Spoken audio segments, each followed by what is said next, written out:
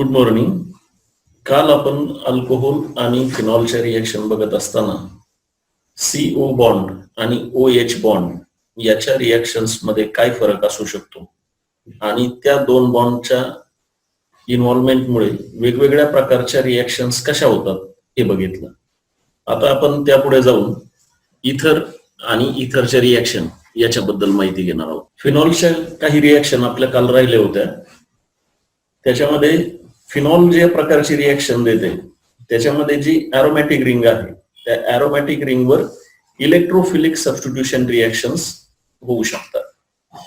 कारण हा जो हायड्रॉक्सी ग्रुप त्याला अटॅच झालेला आहे त्या हायड्रॉक्सी ग्रुपमुळे फिनॉलची जी बेन्झीन रिंग आहे ती ऍक्टिव्हेट होते आणि OH ग्रुप हा इलेक्ट्रॉन डोनेटिंग ग्रुप असल्यामुळे, कारण ऑक्सिजनवर दोन पेअर ऑफ इलेक्ट्रॉन्स आहेत त्यामुळे त्याच्याकडे जास्तीचे जे इलेक्ट्रॉन आहेत ते रेझोनेटिंग स्ट्रक्चरच्या माध्यमातून तो बेन्झीन रिंगकडे देऊ शकतो.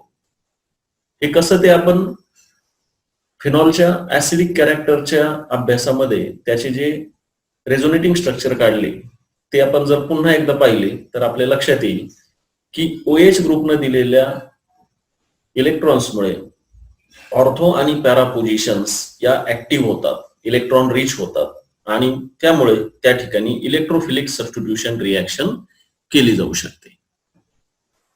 इलेक्ट्रोफिलिक सबस्टिट्यूशन रिएक्शन मध्ये पहिली रिएक्शन आहे नायट्रेशन. नायट्रेशन म्हणजे काय? Introduction of NO2 group. तर फिनॉलला डायल्यूट नायट्रिक ऍसिड बरोबर लो टेम्परेचरला म्हणजे 298 degree kelvin that is 25 degree centigrade या रिएक्शन मध्ये आपल्याला ऑर्थो नायट्रोफिनॉल आणि पॅरा नायट्रोफिनॉल असे दोन प्रॉडक्ट मिळतात. कारण तुमच्या ऑर्थो आणि पॅरा पोझिशन या ऍक्टिव्ह आहे. मग हे दोन प्रोडक्ट मिळाल्यानंतर तुम्हाला जर सेपरेट करायचं ठरलं तर they are separated by steam distillation.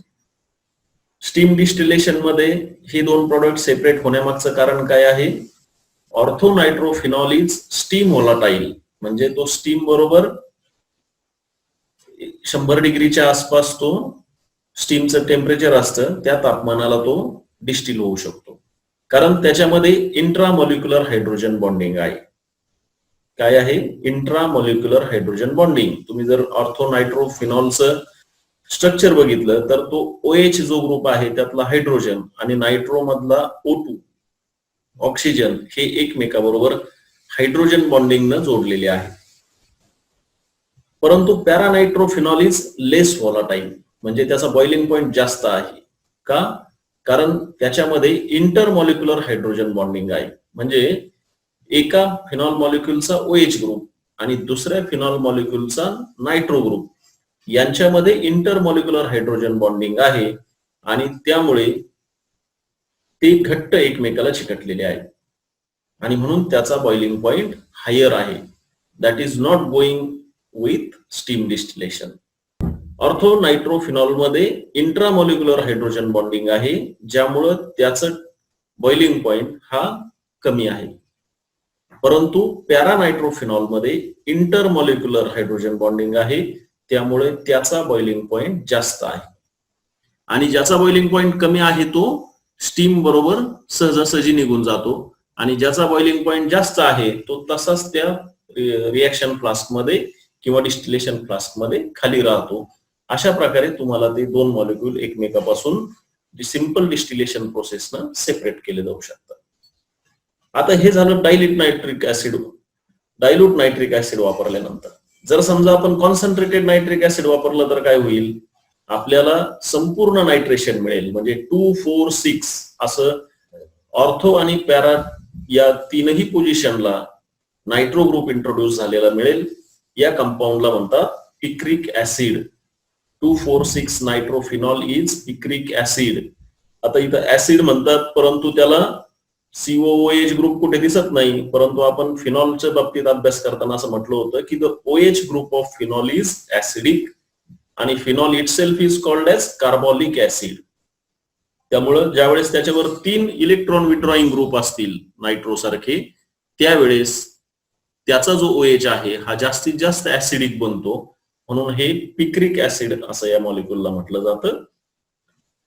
या रिएक्शनचा यील्ड हे कमी असतं, कारण ज्या वेळेस तुमच्या रिएक्शन ह्या थोड्याशा अनकंट्रोल्ड असतात त्यावेळेस तुम्हाला खूप सारे बाय प्रोडक्ट मिळतात, साईड प्रोडक्ट होतात, साईड रिएक्शन्स होतात आणि अशा रिएक्शनचं प्रॉडक्ट कमी असतं. पिक्रिक ऍसिड जर चांगल्या पद्धतीने मिळवायचं असेल तर काय केलं जातं ते पण इथं सांगितलंय की अगोदर फिनॉलला कॉन्सन्ट्रेटेड सल्फ्युरिक ऍसिड बरोबर ट्रीट केलं जातं की जेणेकरून 2,4-डायसल्फॉनिक ऍसिड फिनॉल अशा प्रकारचं कंपाऊंड मिळतं. म्हणजे 2 आणि 4 पोझिशनला SO3H असा ग्रुप इंट्रोड्यूस होतो आणि त्या 2,4-डायसल्फॉनिक ऍसिड फिनॉल डेरिव्हेटिव्हला जर तुम्ही नायट्रिक ऍसिड बरोबर ट्रीट केलं तर तुम्हाला 2,4,6 ट्रायनायट्रोफिनॉल अशा प्रकारचं पिक्रिक ऍसिड मिळतं. ही इंडस्ट्रियली ऍक्सेप्टेड मेथड आहे कारण त्याच्यामध्ये साईड रिएक्शन्स जास्त होत नाहीत आणि प्रॉडक्टचं पर्सेंटेज चांगलं असतं. पुढची रिएक्शन आहे हॅलोजिनेशन रिएक्शन. फिनॉल ग्रुप जर ब्रोमिन बरोबर रिएक्ट केला तर तुम्हाला वेगवेगळ्या रिएक्शन कंडिशनला वेगवेगळ्या प्रकारचे ब्रोमो कंपाऊंड मिळतात. Different experimental condition. केमिस्ट्रीमध्ये एक लक्षात घ्यायचं की अनेक वेळेस सारखेच रिएजंट वापरून सारख्याच सबस्ट्रेटवर वेगवेगळे प्रॉडक्ट मिळवले जाऊ शकतात जर तुम्ही रिएक्शन कंडिशन चेंज केल्या. म्हणजे तुम्ही टेम्परेचर बदललं, तुम्ही प्रेशर बदललं, तुम्ही सॉल्व्हंट बदलला तर तुम्हाला किंवा कॅटलिस्ट बदलला तर अशा प्रकारे वेगवेगळे प्रॉडक्ट तयार केले जाऊ शकतात. एकाच प्रॉडक्ट पासून अनेक प्रॉडक्ट मिळवले जाऊ शकतात. इथं पहिला प्रकार सांगितलाय when the reaction is carried out in solvent of low polarity. Low polarity म्हणजे काय की ज्या सॉल्व्हंट मध्ये डायपोल मोमेंट कमी आहे, म्हणजे क्लोरोफॉर्म आहे, कार्बन डायसल्फाइड आहे, हे लो पोलर सॉल्व्हंट आहे. आणि हायली पोलर सॉल्व्हंट कोण आहे? Water. Water is the highest in polarity कारण त्याच्याकडे H+ आणि OH- असे 2 प्लस आणि मायनस आयन असतात. ज्या सॉल्व्हंट मध्ये प्लस आणि मायनस असे आयन्स मोठ्या प्रमाणावर असतात त्याला पोलर सॉल्व्हंट म्हणतात. आणि ज्या सॉल्व्हंट मध्ये अशा प्रकारचं चार्ज सेपरेशन झालेलं नसतं, उदाहरणार्थ हेक्झेन किंवा तुमचा पेंटेन, या मॉलिक्युल मध्ये काय होतं प्लस मायनस चार्ज फारसा सेपरेट झालेला नसतो कारण डेल्टा पॉझिटिव्ह डेल्टा निगेटिव्ह असं त्या C आणि H वरचा चार्ज असतो, त्यामुळे त्यांना लेस पोलर किंवा अपोलर म्हणतात. तर इथं त्यांनी काय केलं solvents with low polarity at low temperature म्हणजे 273 degree kelvin is 0 degree centigrade. म्हणून phenol in presence of bromine in CS2 म्हणजे कार्बन डायसल्फाइड हे लिक्विड असतं आणि ऍट 0 डिग्री सेंटीग्रेड और 273 degree kelvin you get orthobromophenol and parabromophenol as mixture of product where parabromophenol हा major product असतो. आता पॅराब्रोमोफिनॉल का मेजर प्रोडक्ट आहे कारण ब्रोमिन हा ऍटम आकारानं मोठा आहे. तो जर फिनॉलच्या शेजारच्या कार्बनवर गेला तर त्या ठिकाणी स्टेरिक हिंड्रन्स तयार होणार, ती रिंग अनस्टेबल होणार. मग स्टॅबिलिटी चांगली असावी म्हणून प्रोडक्ट काय करतो स्वतःला OH पासून तो Br स्वतःला सुरक्षित अंतरावर ठेवतो आणि 1,4 अशा प्रकारचं प्रोडक्ट तयार होतं. म्हणजे फिनॉलला OH ला जर 1 नंबर दिला तर ब्रोमिनला 4 नंबर असतो. म्हणून पॅराब्रोमोफिनॉल हे मेजर प्रोडक्ट मिळतं. म्हणजे ह्या इमॅजिनेशन तुम्हाला करता आलं पाहिजे की कोणता मॉलिक्यूल छोटा आहे, कोणता मॉलिक्यूल मोठा आहे, मग त्याच्यामुळं तो कुठे जाईल, ऑर्थोला हिंड्रन्स कसा होईल, पॅराला गेला तर तो कशा पद्धतीनं त्याच्या स्टेरिक हिंड्रन्स कमी होईल आणि प्रॉडक्ट स्टेबल होईल. नेहमी लक्षात ठेवायचं की रिएक्शन्स मध्ये स्टेबल प्रॉडक्ट बनवण्याला प्राधान्य दिलं जातं. आता ह्या रिएक्शनला जर आपण बेन्झिन बरोबर कम्पेअर केलं म्हणजे फिनॉलचे ब्रोमिनेशन करण्याऐवजी बेन्झिनचं ब्रोमिनेशन आपण पूर्वी केलं होतं, त्यामध्ये आपण पाहिलं होतं की लेविस ऍसिड म्हणजे FeBr3 AlCl3 असे लेविस ऍसिड आपण वापरले होते. आणि त्यामुळं काय झालं होतं की ब्रोमिनचं किंवा हॅलोजनचं जे काय होतं त्याचं पोलरायझेशन त्या लेविस ऍसिडमुळे झालं होतं आणि रिएक्शन्स केल्या गेल्या होत्या. परंतु फिनॉलमध्ये तुम्हाला अशा प्रकारे लेविस ऍसिड टाकायची गरज पडत नाही कारण तुमच्याकडे OH ग्रुप आहे. फिनॉलमध्ये OH ग्रुप जो आहे तो हायली ऍक्टिव्हेटिंग ग्रुप आहे आणि तो बेन्झिन रिंगला ऑर्थो आणि पॅरा पोझिशनला ऍक्टिव्हेट करतो. त्यामुळे तुम्हाला या रिएक्शन मध्ये लेविस ऍसिड कॅटलिस्ट टाकायची गरज पडत नाही. म्हणजे या ठिकाणी या स्लाइडद्वारे तुम्हाला सांगितलंय की बेन्झिन रिंग मध्ये रिॲक्शन घडवून आणायची असेल तर तुम्हाला लेविस ऍसिड कॅटलिस्ट लागतो, परंतु फिनॉल मध्ये हॅलोजनेशन करायचं असेल तर लेविस ऍसिड कॅटलिस्ट लागत नाही. व्हाय? कारण तुमच्याकडे फिनॉल मध्ये असणारा OH ग्रुप हाच ऍक्टिव्हेटिंग ग्रुप असल्यामुळे तो बेन्झिन रिंगला ऍक्टिव्हेट करतो. पुढची एक कंडिशन दिली त्यांनी, when phenol is treated with bromine water, म्हणजे प्युअर ब्रोमिन, फक्त ब्रोमिनचं लिक्विड, त्याच्यामध्ये तुम्हाला अगेन 2,4,6 ट्रायब्रोमोफिनॉल असा कंपाऊंड मिळतो प्लस 3HBr, म्हणजे सबस्टिट्यूशन होतं, 3 ठिकाणचे हायड्रोजन जाऊन त्या ठिकाणी 3 ठिकाणी ब्रोमिन येतात. तर ही रिॲक्शन होते 2,4,6 ट्रायब्रोमोफिनॉल. जर मिळवायचं असेल तर तुम्हाला प्युअर ब्रोमिन वॉटर त्याच्याबरोबर रिॲक्ट करायचं आहे.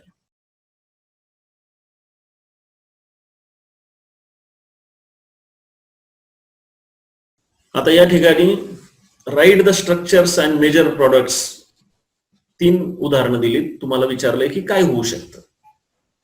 मोनोनायट्रेशन ऑफ 3-मिथिल फिनॉल. अगोदर 3-मिथिल फिनॉलचं स्ट्रक्चर काढायचं की फिनॉलच्या 3 पोझिशनला मिथिल ग्रुप आहे आणि त्याचं जर नायट्रेशन करायचं ठरलं तर तुम्ही कुठं होईल, तर ते मिथिलच्या शेजारच्या कार्बनवर होईल. म्हणजे फिनॉलचा बेन्झिन कार्बन जर 1 नंबर मानला तर 4 नंबरला नायट्रेशन होईल, कारण फिनॉलचा OH ग्रुप हा ऑर्थो पॅरा डायरेक्टिंग ग्रुप आहे आणि CH3 ग्रुप जो आहे तो ऑर्थो पॅरा डायरेक्टिंग ग्रुप आहे. परंतु CH3च्या आणि OHच्या मध्ये जर नायट्रो ग्रुप टाकायचा ठरला तर it will be very sterically hindered. म्हणून तो मिथिल ग्रुपच्या ऑर्थो पोझिशनला किंवा OH ग्रुपच्या ऑर्थो पोझिशनला किंवा OH ग्रुपच्या पॅरा पोझिशनला असे कॉम्बिनेशन्स त्याचे 2 मिळू शकतात. म्हणजे 3-मिथिल 6 नायट्रो किंवा 3-मिथिल 4 नायट्रो असे 2 कंपाऊंड मिळतात. आता या ठिकाणी तुम्हाला कागदावर लिहावं लागेल की CH3 ला रिॲक्शन करताना कोणते कोणते ऑर्थो पॅरा डायरेक्टिंग ग्रुप आहेत, पोझिशन आहेत, नंतर OH ला कोणते ऑर्थो आणि पॅरा ग्रुप किंवा पॅरा पोझिशन ऍक्टिव्हेट होतात आणि त्यातला कमी स्टेरिक हिंड्रन्स होणाऱ्या ठिकाणी नायट्रेशन होणार आहे.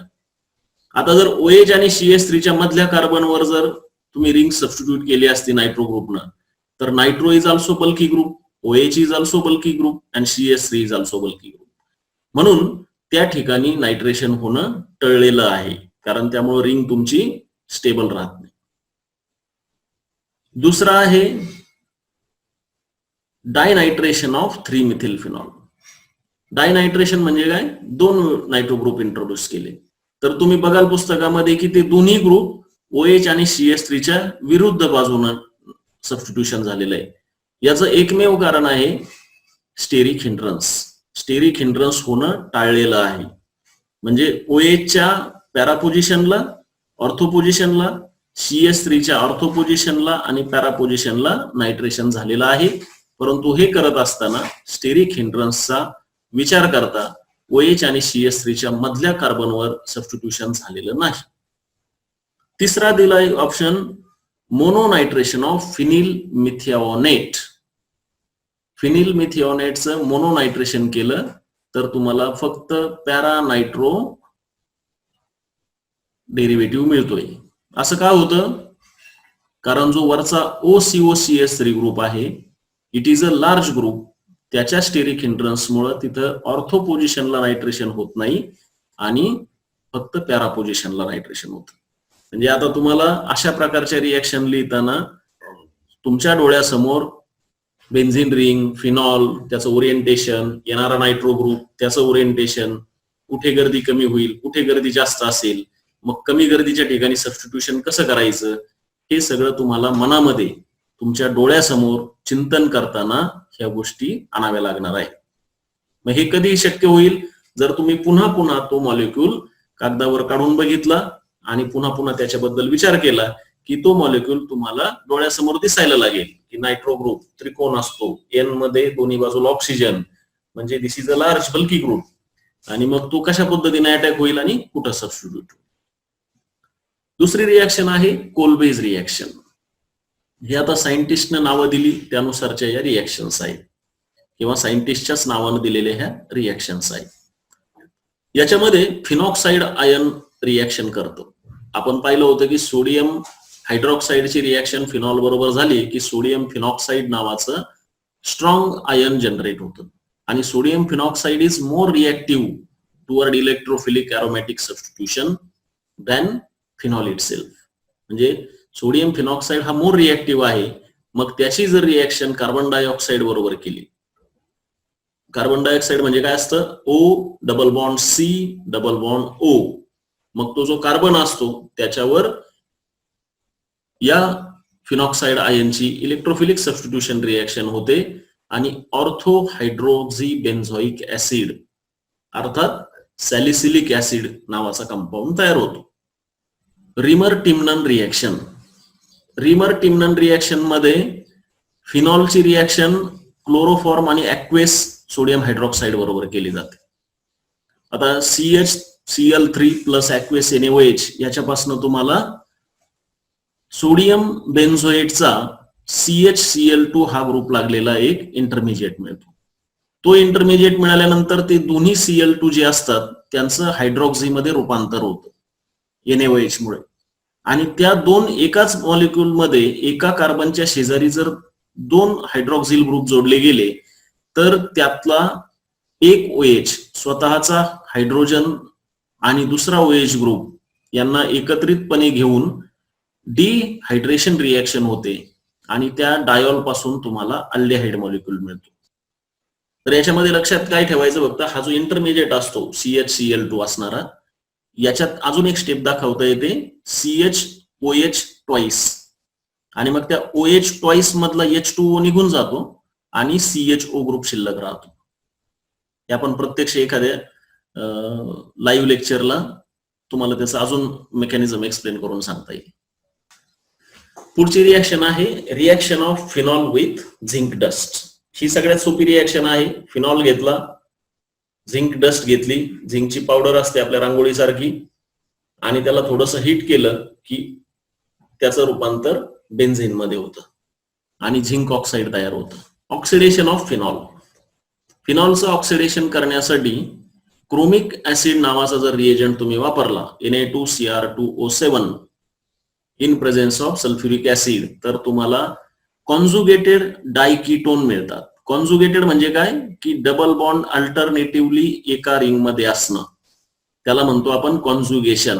तुम्ही जर बेन्झोक्विनोन या प्रोडक्टचं स्ट्रक्चर बघितलं तर सगळे डबल बॉन्ड हे एका आड एक म्हणजे अल्टरनेटिव्हली आहेत आणि त्यामुळे त्याला म्हणतात कॉन्जुगेटेड.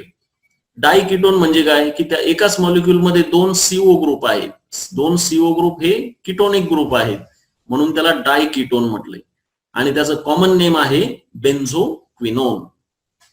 म्हणजे बेन्झीनचा डेरिव्हेटिव्ह आहे आणि क्विनोन म्हणजे त्याला कॉन्जुगेटेड डायकीटोन, त्याचं नाव झालं बेन्झोक्विनोन. आता हा जो फिनॉल असतो हा जर तसा लॅबोरेटरीमध्ये ठेवला तर त्याच्या बॉटलमध्ये जर हवा गेली आणि त्याच्यावर प्रकाश पडला तर तो स्लोली ऑक्सिडाइज होऊन अशा प्रकारचे ऑक्सिडाइज प्रोडक्ट तयार करत राहतो. म्हणून फिनॉलला नेहमी आंबर कलरच्या बॉटलमध्ये ठेवलं जातं. ऑक्सिडेशन ही सर्व प्रकारच्या केमिकल रिएक्शन्स मधली सर्वात सतत चालणारी रिएक्शन आहे, कारण तुमच्या ऍटमॉस्फिअरमध्ये 21% ऑक्सिजन आहे आणि हवेमध्ये थोडंफार जरी आर्द्रता असेल, मॉइश्चर असेल, तरी तुमची ऑक्सिडेशन रिएक्शन सुरू व्हायला लगेच सुरुवात होते. आता काही कमर्शियली इम्पॉर्टंट अल्कोहोल बद्दल आपण माहिती घेणार आहे. कमर्शियली इम्पॉर्टंट म्हणजे जे अल्कोहोल आपण इंडस्ट्रियली वापरतो. त्याच्यामध्ये मिथेनॉल आणि इथेनॉल हे दोन महत्वाचे अल्कोहोल आहेत. It is also known as wood spirit आणि त्याला डिस्ट्रक्टिव्ह डिस्टिलेशन ऑफ वूडनं. डिस्ट्रक्टिव्ह डिस्टिलेशन म्हणजे काय की विशिष्ट प्रकारच्या झाडाची लाकडं ही गोळा करायची, त्यांना क्रश करायचं आणि त्याचं डिस्टिलेशन करायचं, ज्याच्यापासून तुम्हाला मिथेनॉल मिळू शकतं. परंतु जसजशी मिथेनॉलची गरज वाढली तसं तसं झाडं तोडून मिथेनॉल तयार करणं हे अवघड झालं किंवा जास्त खर्चिक झालं. त्यामुळे कॅटॅलिटिक हायड्रोजनेशन ऑफ कार्बन मोनॉक्साईड या मेथडनं आपण सध्या इंडस्ट्रियली मिथेनॉल तयार करतो. म्हणजे काय करतो, carbon monoxide in presence of zinc oxide Cr2O3 catalyst, त्याचं हायड्रोजनेशन करतो 200 to 300 atmospheric pressure, 573 to 673 degree kelvin, म्हणजे 300 ते 400 degree centigrade, 300 to 400 degree centigrade इतक्या तापमानाला ही रिएक्शन जाते आणि तुम्हाला मिथेनॉल मिळतं CH3OH. तर हा मिथेनॉल हा कलरलेस लिक्विड आहे, हायली पॉइझनस असतो.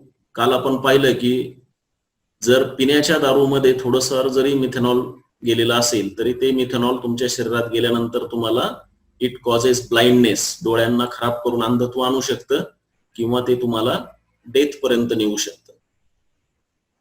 Industrially methanol is used as solvent in paints, varnishes and making formaldehyde. Formaldehyde म्हणजे HCHO. त्याचं इंडस्ट्रियली महत्व असं आहे की एखाद्या मॉलिक्युल मध्ये जर तुम्हाला एक नवीन कार्बन इंट्रोड्यूस करायचा असेल तर त्याची रिएक्शन फॉर्मल्डिहाइड बरोबर करावी लागते, because formaldehyde is a source of carbon for organic synthesis. तर अशा प्रकारे मिथेनॉल हा इंडस्ट्रीमध्ये वापरला जाणारा अत्यंत कॉमन सॉल्व्हंट आहे. हा अनेक देशांमध्ये क्लिनिंग एजंट म्हणून पण वापरला जातो, परंतु मिथेनॉलमुळे कॅन्सर होण्याचं प्रमाण जास्त असल्यामुळं मिथेनॉलच्या ऐवजी इथेनॉल वापरलं जातं. इथेनॉल C2H5OH हा फर्मेंटेशन रिएक्शन मिळवला जातो. त्याच्यामध्ये सगळ्यात जुनी मेथड आहे की साखरेचं फर्मेंटेशन केलं की तुम्हाला अल्कोहोल मिळतं, इथेनॉल. मग ह्या साखर कुठं कुठं असते? मोलॅसिस मध्ये असते, शुगर केन किंवा फ्रूटच्या ज्यूस मध्ये असते, ग्रेपच्या ज्यूस मध्ये असते. तुम्ही आता पाहिलं असेल की डाळिंबाच्या ज्यूस पासून सुद्धा इथेनॉल बनवलं जातं किंवा वाईन बनवली जाते. हे काय करतात की ह्या ज्या शुगर्स आहेत ऊसामध्ये असतील किंवा फ्रुट्स मध्ये असतील त्याच्यात ग्लुकोज आणि फ्रुक्टोज असे दोन प्रकारचे शुगर्स असतात. त्यांचा केमिकल फॉर्म्युला काय आहे? C6H12O6. म्हणजे हे साखरेचे सगळ्यात छोटे स्वरूप आहे, त्याला साखरेला म्हणतात सॅकराइड्स. तर हे मोनोसॅकराइड आणि डायसॅकराइड प्रकारातल्या शुगर आहे. यांना मोलॅसिस आणि तुमच्या इतर फ्रूट ज्यूस मध्ये असणाऱ्या पॉलिसॅकराइड्स पासून बनवलं जातं आणि हे करताना तुम्हाला इन्व्हर्टेज नावाचा एक एन्झाईम त्या ठिकाणी वापरला जातो. ग्लुकोज आणि फ्रुक्टोज यांचं पुढं फर्मेंटेशन केलं की त्याच्यापासून आपल्याला इथेनॉल मिळतं. मग हे इथेनॉल मिळवण्यासाठी तुम्ही कोणत्या प्रकारचं एन्झाईम वापरता? त्याचं नाव आहे झायमेज. आणि हे झायमेज तुम्ही ईस्ट नावाच्या कंपाऊंड मध्ये मिळतं.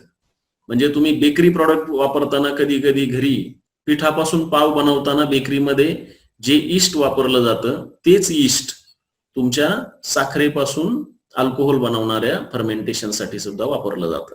आणि त्या ईस्ट मध्ये असतो एक एन्झाईम, त्याचं नाव आहे झायमेज. एन्झाईम काय असतात? Enzymes are small proteins, they are responsible for biological conversions. मग हे बायोलॉजिकल कन्व्हर्जन काय होतं इथं की एका कार्बोहायड्रेट मॉलिक्युलचं, म्हणजे ग्लुकोज आणि फ्रुक्टोज आर कार्बोहायड्रेट्स, त्यांचं रूपांतर अल्कोहोल मध्ये केलं जातंय. रिएक्शनच्या स्वरूपात जर तुम्ही बघितलं तर C12H22O11चं इन्व्हर्टेजच्या सहाय्यानं ग्लुकोज मध्ये आणि फ्रुक्टोज मध्ये, ज्यांचा फॉर्म्युला आहे C6H12O6. आता या दोघांचाही फॉर्म्युला सारखाच आहे, परंतु नावं का वेगळी आहेत?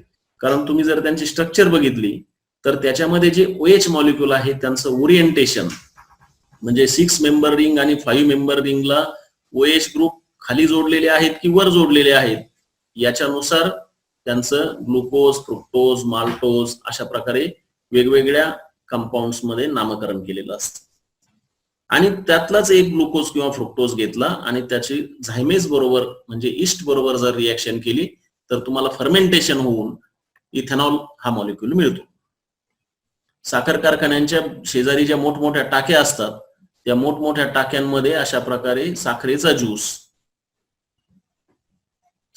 ज्यूस त्या ठिकाणी ठेवलेला असतो आणि त्यामध्ये अशा प्रकारे फर्मेंटेशन साठी ईस्ट टाकलं जातं आणि ईस्ट टाकून नंतर त्याला डिस्टिल केलं की तुम्हाला प्युअर इथेनॉल कंपाऊंड मिळतो.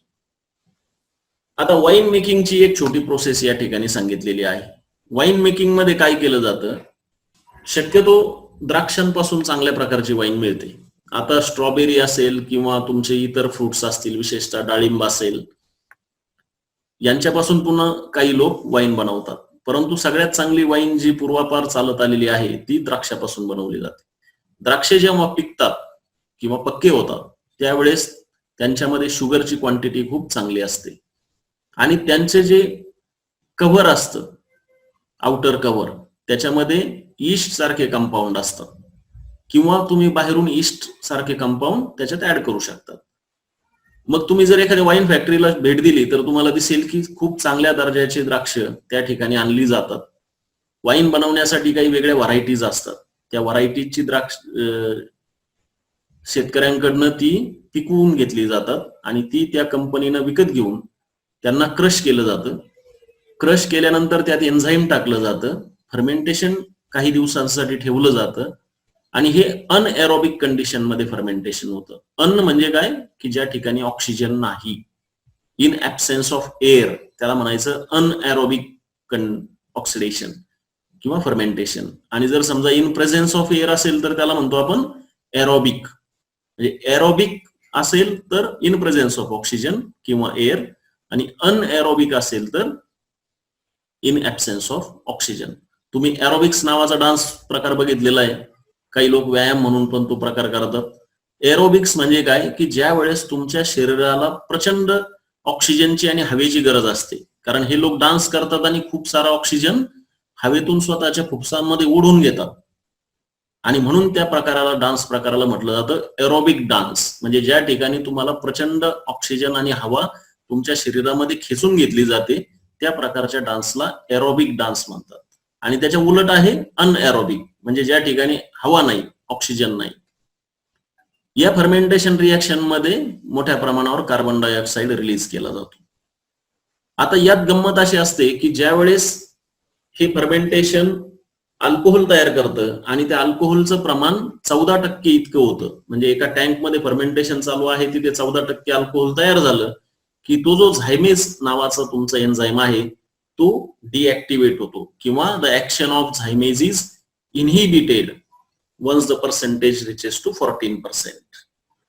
जर त्या रिएक्शन मिक्सचर मध्ये हवा आली तर तयार झालेलं जे इथेनॉइक ऍसिड आहे, तयार झालेलं जे इथेनॉल आहे त्याचं ऑक्सिडेशन होतं आणि इथेनॉइक ऍसिड तयार होतं, ज्यामुळं तुमच्या वाईनची टेस्ट खराब होते किंवा इथेनॉलची टेस्ट खराब होते.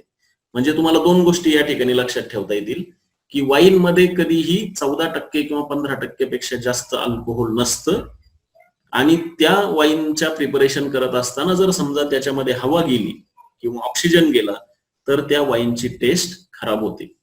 म्हणून या टाक्या सगळ्या तुम्ही बघितल्या असेल की सील बंद टाक्या ठेवलेल्या असतात. तुम्ही जर वाईन शॉप मध्ये गेलाय तर साधारण 100 लिटरच्या किंवा 50 लिटरचे ते गोल रंगाचे डबे असतात आणि त्याच्यामध्ये हे फर्मेंटेशन प्रोसेस चालू ठेवलेली असते. ते हवाबंद डबे नंतर जेव्हा त्यांचं फर्मेंटेशन पूर्ण होतं त्याच्यानंतर फिल्ट्रेशन केलं जातं आणि फिल्ट्रेशन करून बॉटल्स मध्ये ते भरलं जातं. खूप छान प्रोसेस असते आणि अल्कोहोलची इंडस्ट्री ही खूप मोठी असल्यामुळे आणि जगभर पसरलेली असल्यामुळे खूप मोठ्या मोठ्या कंपन्या याच्यामध्ये इन्व्हॉल्व्ह असतात. टेक्निकली जर इथेनॉलच्या प्रॉपर्टी बघितल्या तर it is a colourless liquid. त्याचा बॉइलिंग पॉइंट आहे 351 डिग्री केल्विन म्हणजे 78 डिग्री सेंटीग्रेड. इंडस्ट्रीमध्ये सॉल्व्हंट म्हणून वापरलं जातं. कार्बन कंपाऊंडच्या तयारीसाठी एक कार्बनचा सोर्स म्हणून वापरलं जातं. ड्रिंकिंग किंवा पोर्टेबल अल्कोहोल ज्याला आपण स्पिरिट म्हणतो किंवा लिकर म्हणतो त्यासाठी ते वापरलं जातं. आणि इंडस्ट्रीमध्ये वापरताना त्याला पोर्टेबल ठेवून चालत नाही, नाहीतर तिथले कामगार लोक लगेच सगळं अल्कोहोल पिऊन टाकतील. म्हणून मेड अनफिट फॉर ड्रिंकिंग म्हणजे पिण्यासाठी अयोग्य असं करण्यासाठी त्याच्यामध्ये कॉपर सल्फेट किंवा पिरिडीन नावाचा कंपाऊंड टाकला जातो की जेणेकरून या कलरलेस इथेनॉलचं रूपांतर कलर्ड कंपाऊंड मध्ये होतं किंवा त्याचा व्हाईट स्मेल येतो. या प्रोसेसला डिनॅच्युरेशन ऑफ अल्कोहोल म्हणतात आणि त्या प्रकाराला डिनेचर्ड स्पिरिट किंवा DNS असं म्हटलं जातं. रस्त्यावरून चालणारे जर टँकर तुम्ही बघितले आणि एखाद्यावर DNS असं लिहिलेलं असेल तर तुम्ही समजायचं की याच्यामध्ये पिरिडीन किंवा कॉपर सल्फेट टाकलेलं इथेनॉल कंपाऊंड आहे आणि तो इंडस्ट्रीयल यूज साठी चाललेला आहे, तो पोर्टेबल नाही. मग काही ठिकाणी तुम्ही पेपरला बातम्या बघत असाल की दारूचा टँकर उलटला, लोकांनी दारू भरून नेली आणि पिले आणि ते मेले, कारण त्यांनी हे बघितलंच नव्हतं की तो डिनेचर्ड अल्कोहोल आहे की पोर्टेबल अल्कोहोल आहे. फक्त पोर्टेबल अल्कोहोलच पिलं जातं, डिनेचर्ड अल्कोहोल पिलं जात नाही. ते जर पिलं तर माणूस मरतो. इथेनॉल बनवायची दुसरी एक मेथड आहे हायड्रेशन ऑफ इथिन. आपण ती दुसऱ्या एका चॅप्टर मध्ये बघणार आहोत. इथिन म्हणजे काय? It is a double bond CH2CH2 आणि त्याचं हायड्रेशन केलं म्हणजे त्याच्यामध्ये एक H2O मॉलिक्यूल ऍड केलं तर काय होईल? CH3CH2OH. पुढचा पार्ट आहे प्रिपरेशन ऑफ इथर्स. आता आपण इथरच्या प्रिपरेशन आणि केमिकल रिएक्शन बघणार आहोत. प्रिपरेशन ऑफ इथर्स मध्ये आपण पहिला प्रकार बाय डिहायड्रेशन ऑफ अल्कोहोल्स असा बघणार आहे. डिहायड्रेशन ऑफ अल्कोहोल म्हणजे काय? डी म्हणजे काढून टाकणं, हायड्रेशन म्हणजे वॉटर मॉलिक्यूल. एखाद्या अल्कोहोल मधला जर H2O काढून टाकला तर तुम्हाला इथर मिळू शकतं. परंतु त्याच वेळी जर एखाद्या अल्कोहोल मधनं वॉटर मॉलिक्यूल काढला तर तुम्हाला इथिन किंवा अल्किल मॉलिक्यूल मिळतो. आपण आता बघितलं की अल्कोहोल कसं प्रिपेअर केलं होतं. अल्किन मॉलिक्यूल मध्ये वॉटर टाकलं की अल्कोहोल बनतो आणि अल्कोहोल मॉलिक्यूल मधनं वॉटर काढून टाकलं की अल्किन बनतो. म्हणजे इथे तुम्हाला दोन प्रोडक्ट मिळू शकतात. Alcohol undergoes dehydration and give two kind of product. मग ते टू काइंड ऑफ प्रोडक्ट काय आहेत? प्रोटिक ऍसिडच्या प्रेझेन्स मध्ये. प्रोटिक ऍसिड म्हणजे असे ऍसिड ज्यांच्यामध्ये H+ आयन असतो. H2SO4, H3PO4 म्हणजे फॉस्फोरिक ऍसिड. रिएक्शन कंडिशन तुम्ही जर व्यवस्थित ट्यून केल्या तर तुम्हाला दोन प्रकारचे प्रोडक्ट मिळतात. एक आहे CH2 डबल बॉन्ड CH2 आणि टेम्परेचर जर थोडं कमी असेल म्हणजे 443 डिग्री केल्विनला तुम्हाला अल्किन मॉलिक्यूल मिळतो आणि 413 डिग्री केल्विनला इथर मॉलिक्यूल मिळतो. म्हणजे रिएक्शन करत असताना जर रिएक्शनचं टेम्परेचर तुम्ही कंट्रोल केलं आणि 413 डिग्री पर्यंतच ठेवलं तर तुम्हाला तुमचा डिझायर्ड इथर मॉलिक्यूल मिळेल. परंतु जर टेम्परेचर वाढलं आणि ते 444 डिग्री केल्विन पर्यंत गेलं तर मात्र त्या ठिकाणी इथिन मॉलिक्यूल मिळेल. म्हणजे तुम्हाला रिएक्शन करताना काळजी घ्यायची की टेम्परेचर त्याचं वाढू द्यायचं नाही. 40 डिग्रीच्या टेम्परेचरच्या वाढीमुळे तुमचं रिएक्शन स्पॉइल होऊ शकते. आता ही रिएक्शन कशी जाते हे आपण बघूया. दिस इज अ न्यूक्लिओफिलिक बायमॉलिक्युलर रिएक्शन. म्हणजे काय? SN2 type of reaction. आपण बघितली होती मागच्या हॅलो अल्केनच्या चॅप्टर मध्ये. सबस्टिट्यूशन न्यूक्लिओफिलिक बायमॉलिक्युलर म्हणजे दोन मॉलिक्यूल या ठिकाणी इन्व्हॉल्व आहेत. न्यूक्लिओफिलिक रिएक्शन आहे आणि सबस्टिट्यूशन रिएक्शन आहे. मग न्यूक्लिओफिल कुठून तयार झालाय? तर आपण पाहिलं होतं की alcohol is a versatile agent. It can act as a इलेक्ट्रोफाईल and it can act as a nucleophile. मग पहिल्या स्टेप मध्ये अल्कोहोल मॉलिक्यूल प्रोटिक ऍसिड बरोबर म्हणजे H2SO4 किंवा H3PO4 बरोबर अशा प्रकारचा एक CH3CH2 आणि ज्याच्या ऑक्सिजनला 2 हायड्रोजन जोडले आहेत ज्यामुळे ऑक्सिजनवर पॉझिटिव्ह चार्ज आलेला आहे असा एक इंटरमिजिएट बनवतो. आणि हा हायड्रोजन एक्स्ट्रा अटॅच झालेला असल्यामुळं तो जो अनस्टेबल कंपाऊंड बनतो त्याच्या शेजारच्या कार्बनवर दुसरा अल्कोहोल मॉलिक्यूल स्वतःकडच्या लोन पेअर ऑफ इलेक्ट्रॉननं अटॅक करतो. आता ह्या लोन पेअर ऑफ इलेक्ट्रॉनने अटॅक केल्यामुळे याला न्यूक्लिओफिलिक सबस्टिट्यूशन असं म्हटलं जातं. आणि दुसऱ्या स्टेपमध्ये मग या न्यूक्लिओफिलिक सबस्टिट्यूशननं H2O मॉलिक्यूल इलिमिनेट करण्याची पहिली प्रोसेस होते आणि तिसऱ्या स्टेपमध्ये तो हायड्रोजन स्वतःकडची इलेक्ट्रॉन ऑक्सिजनवर देतो आणि H+ परत निघून जातो. म्हणजे या तीनही स्टेपमध्ये जर तुम्ही बघितलं तर पहिल्या स्टेपमध्ये H+ घेतला गेला, दुसऱ्या स्टेपमध्ये वॉटर मॉलिक्यूल इलिमिनेट करण्याची प्रोसेस सुरू झाली आणि तिसऱ्या स्टेपमध्ये ती पूर्ण झाली. म्हणजे केमिकल रिएक्शनने जर एखादा मॉलिक्यूल ऍटम किंवा कॅटलिस्ट स्वतःकडे घेतला तर शेवटच्या टप्प्यात तो देऊन टाकतो आणि म्हणून याला कॅटॅलिटिक रिएक्शन असं म्हटलं जातं. Acidic dehydration of alcohol to give alkene is also associated with substitution reaction to give ether. म्हणजे एकाच रिएक्शन फ्लास्क मध्ये जर वेगवेगळ्या रिएक्शन कंडिशन तयार झाल्या तर रिएक्शन्स मध्ये कॉम्पिटिशन तयार होते. म्हणजे जसं एकाच वर्गामध्ये अनेक हुशार मुलं असतात आणि परीक्षेमध्ये त्यांना वेगवेगळे मार्क्स मिळतात आणि मग तुम्हाला एक नंबर एकाला, दुसरा नंबर दुसऱ्याला, तिसरा नंबर तिसऱ्याला द्यावा लागतो. तशा प्रकारे ज्यावेळेस एकाच प्रकारच्या सबस्ट्रेटवर थोड्याफार रिएक्शन कंडिशन चेंज झाल्या की 1, 2, 3 असे वेगवेगळे प्रॉडक्ट मिळू शकतात. ते कसं ते बघूया आपण. आता जी सांगितलेली मेथड होती ती प्रायमरी अल्किल ग्रुपसाठी चांगली होती. परंतु जर समजा अल्किल ग्रुप हायर असतील, सेकंडरी किंवा टर्शरी अल्किल ग्रुप त्या ठिकाणी असतील तर मात्र ही रिएक्शन जात नाही. The reaction follows SN1 pathway when alcohol is secondary or tertiary. आता ह्या ज्या रिएक्शन आहेत ज्या की आपण म्हटलं जाणार नाहीत सेकंडरी आणि टर्शरी मध्ये, त्या जाण्यासाठी काय करावं लागेल हे आपण हायर क्लासेसमध्ये, म्हणजे ज्यावेळेस तुम्ही ग्रॅज्युएशनला जर केमिस्ट्री हा विषय घेऊन अभ्यास केला तर तुम्हाला मिळणार आहे. तर त्याचं थोडक्यात काय होतं हे सांगितलं त्यांनी की dehydration of secondary and tertiary alcohol gives elimination reaction. म्हणजे इथर तयार होण्याच्या ऐवजी त्या ठिकाणी शेजारचा हायड्रोजन इलिमिनेट होतो आणि तुम्हाला त्या ठिकाणी अल्किन प्रोडक्ट मिळतं. म्हणजे H2O, तुम्ही जर रिएक्शन मेकॅनिझम जर बघितलं तर H2O आणि ओव्हर प्लस असा एक इंटरमिजिएट मिळालेला आहे आणि दुसरा अल्कोहोल ग्रुपचा ऑक्सिजन येऊन त्याला सबस्टिट्यूट करतो.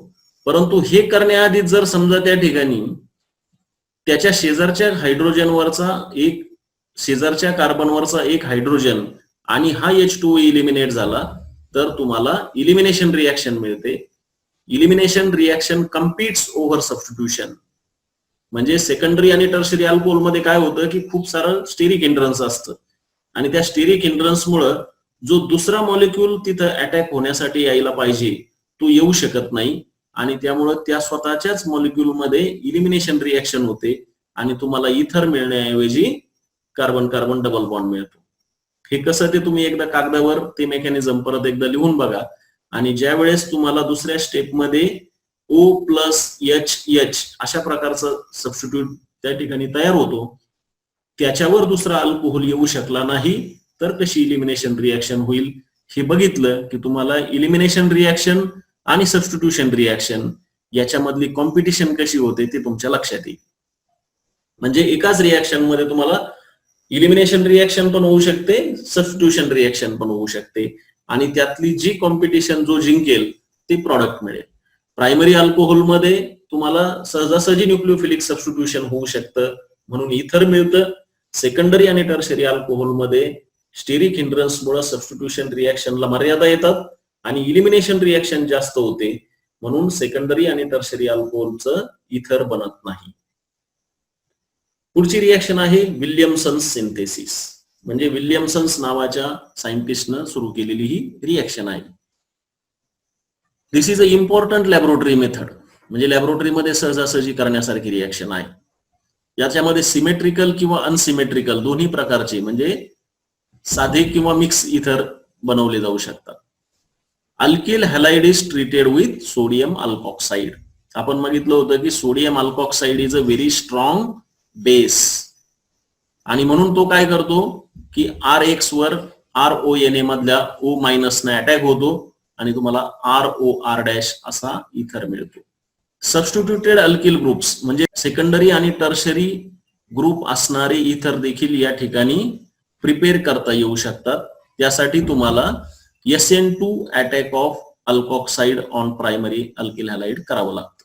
म्हणजे टर्शरी ब्युटिल याचा जर तुम्ही सोडियम डेरिव्हेटिव्ह बनवला आणि त्याची मिथिल ब्रोमाइड बरोबर रिएक्शन केली तर तुम्हाला मिथिल टर्शरी ब्युटिल इथर असं मिक्स्ड इथर किंवा ज्याला अनसिमेट्रिकल इथर म्हणतो ते आपण बनवू शकतो. परंतु त्याच्यासाठी तुम्हाला काय करावं लागेल, टर्शरी ब्युटिल डेरिव्हेटिव्हचा अगोदर सोडियम सॉल्ट बनवावा लागेल किंवा सोडियम डेरिव्हेटिव्ह बनवावं लागेल आणि त्याची रिएक्शन प्रायमरी अल्किल हॅलाइड बरोबर करावी लागेल. सेकंडरी आणि टर्शरी अल्किल हॅलाइड जर या ठिकाणी वापरलं तुम्ही तर काय होईल, मात्र परत पहिल्या मागच्या रिएक्शन सारखं elimination reaction competes over substitution reaction. कारण हा जो सोडियम सॉल्ट आहे, सोडियम इथॉक्साइड किंवा sodium methoxide, this is a good nucleophile as well as this is a very good base. आणि बेसचं काम काय असतं? प्रोटॉनचं ऍब्स्ट्रॅक्शन करणं. आता जर तुम्ही इथं रिएक्शन मध्ये बघितलं की tertiary butyl bromide in presence of sodium methoxide, तर हा टर्शरी ब्युटिल ब्रोमाइड हा बल्की ग्रुप आहे, कारण तो जो बीआर ग्रुप आहे त्याच्या भोवती 3 अल्केन ग्रुप जोडलेले आहेत. त्यामुळं बीआरला डायरेक्ट अटॅक करण्यापेक्षा तो सोडियम मिथॉक्साइड काय करतो? त्या 3 मिथिल ग्रुप पैकी एका मिथिल ग्रुपवरचा हायड्रोजन ऍब्स्ट्रॅक्ट करतो, कारण sodium methoxide is a base. मग त्या बेसनं तो हायड्रोजन ऍब्स्ट्रॅक्ट केला की तिथे इलिमिनेशन रिएक्शन होते आणि तुम्हाला अल्किन प्रॉडक्ट मिळतो 2 मिथिल प्रोपीन प्लस CH3OH. म्हणजे ज्या ठिकाणी तुम्हाला इथर मिळायला पाहिजे होतं त्याच्याऐवजी तुम्हाला अल्किन मिळतो. आणि याला म्हणतात elimination reaction competes over substitution reaction. म्हणजे सबस्टिट्यूशन न होता इलिमिनेशन रिएक्शन झालं. आणि याचं कारण काय आहे? Alkoxide are not only nucleophile but they are also strong bases. म्हणजे सबस्टिट्यूशन रिएक्शन करायची असेल तर तुमचा न्यूक्लिओफाईल चांगला पाहिजे आणि इलिमिनेशन करायची असेल तर बेस चांगला पाहिजे. सोडियम मिथॉक्साइड सारखे मॉलिक्यूल जे आहेत ते बेस म्हणून सुद्धा चांगलं काम करतात आणि म्हणून तुम्हाला त्या ठिकाणी अशा प्रकारे इलिमिनेशन रिएक्शन मिळते. एक एक्झाम्पल दिलंय तुम्हाला, नॉट अन अप्रोप्रिएट रिएक्शन, त्याचं एक एक्झाम्पल दिलंय. C2H5ONA म्हणजे sodium ethoxide plus tertiary methyl chloride, it gives tertiary butyl ethyl ether. आता याच्यामध्ये मेजर प्रॉडक्ट काय तयार होऊ शकतं? याचे सुटेबल रिएक्शन तुम्हाला काय सांगावी लागेल जर तुम्हाला अशा प्रकारचं प्रॉडक्ट बनवायचं असेल तर? The major product of given reaction is 2 methyl propene 1-इन. म्हणजे काय की ज्या वेळेस तुम्ही सोडियम इथॉक्साइडची आणि त्या टर्शरी मिथिल क्लोराइडची रिएक्शन कराल त्यावेळेस तुम्हाला सबस्टिट्यूशन रिएक्शन मिळण्याऐवजी इलिमिनेशन रिएक्शन मिळेल, कारण तुम्हाला तो C2H5ONA हा is a very strong base आणि तो त्यातल्या एका CH3 ग्रुपवरचा हायड्रोजन काढून घेईल आणि तुम्हाला अल्किन मॉलिक्यूल देईल. परंतु हेच जर तुम्ही उलट केलं काय की टर्शरी ब्युटिल क्लोराइडच सोडियम सॉल्ट बनवला आणि C2H5चं हॅलाइड बनवलं, म्हणजे तुम्ही फंक्शनल ग्रुप चेंज केलेत. तुम्ही वरचा एक मॉलिक्यूल बघा, C2H5ONA च्या ऐवजी तुम्ही खाली C2H5Cl वापरलं आणि CH3 थ्राईस Cl म्हणजे टर्शरी मिथिल क्लोराइडच्या ऐवजी जर तुम्ही टर्शरी मिथॉक्झी सोडियम असा सोडियम सॉल्ट वापरला तर तुम्हाला डिझायर्ड कंपाऊंड मिळेल. कारण याच्यामध्ये काय होतं की तो CH3 CH2Cl हा लिनियर किंवा प्रायमरी अल्काइल हॅलाइड असल्यामुळं त्याच्यावर सबस्टिट्यूशन रिएक्शन करणं सोपं जातं. हे फक्त एक्झाम्पल तुम्हाला याच्यासाठी सांगितलंय की एकाच प्रकारच्या रिएजंट्स मध्ये जर तुम्ही फंक्शनल ग्रुप चेंज केले, इकडचा क्लोराइड बदलून जर तिकडे टाकला आणि तिकडचा सोडियम सॉल्ट बदलून बल्की ग्रुप मध्ये टाकला तर तुम्हाला डिझायर्ड प्रॉडक्ट मिळू शकतात. याला म्हणतात रिएक्शन डिझायनिंग. म्हणजे तुम्हाला जर चांगल्या प्रकारचा सिंथेटिक केमिस्ट व्हायचा असेल भविष्यामध्ये तर रिएक्शनच्या ज्या मर्यादा आहेत त्या ओळखून तशा प्रकारे तुमचे फंक्शनल ग्रुप तुम्हाला चेंज करता आले पाहिजे. म्हणजे ज्या ठिकाणी तुम्हाला सांगितलं गेलंय की टर्शरी ब्युटिल ग्रुप हा इलिमिनेशन रिएक्शन देतोय तर त्याच्याऐवजी त्याला स्वतःलाच बेस बनवायचं आणि त्याच्यावरून सिंपल अल्किल हॅलाइड बरोबर रिएक्शन घडवून आणायची. हे तुम्हाला रिसर्च लॅब मधले प्रॉब्लेम होता तो, परंतु तुम्हाला परीक्षेमध्ये नीट सारख्या परीक्षेमध्ये तो विचारला जाऊ शकतो म्हणून ते एक्झाम्पल आपण घेतलं. Phenols are converted to ethers by this method. म्हणजे काय केलं जातं, फिनॉलची रिएक्शन सोडियम इथॉक्साइड बरोबर केली जाते, एक अल्किल हॅलाइड त्याच्याबरोबर रिॲक्ट केलं जातं कारण तुमच्याकडे सोडियम फिनॉक्साइड आयन तयार झालेला आहे आणि त्या सोडियम फिनॉक्साइडची अल्किल हॅलाइड बरोबर रिएक्शन तुम्हाला अल्किल अरिल इथर म्हणजे मिक्स टाइप ऑफ इथर अशी सिंपल कंपाऊंड देतं. Phenol plus NaOH gives sodium phenoxide which in presence of alkyl halide gives you alkyl aryl ether. ज्यावेळेस तुमचा ONA हा बल्की ग्रुपला असतो त्यावेळेस सबस्टिट्यूशन रिएक्शन होईल, आणि ज्यावेळेस तुमचा ONA ग्रुप हा स्मॉल ग्रुपला जोडलेला असेल त्यावेळेस ती इलिमिनेशन रिएक्शन होईल. म्हणजे हे सगळे इमॅजिनेशनचे पार्ट आहेत की त्या बल्की ग्रुपला अप्रोच होता येत नाही, छोट्या ग्रुपला सहज अप्रोच होतं हे इमॅजिन करावं लागतं, कसा दिसत असेल, मग तो कसा जाणार आहे. म्हणजे जसं आपण जर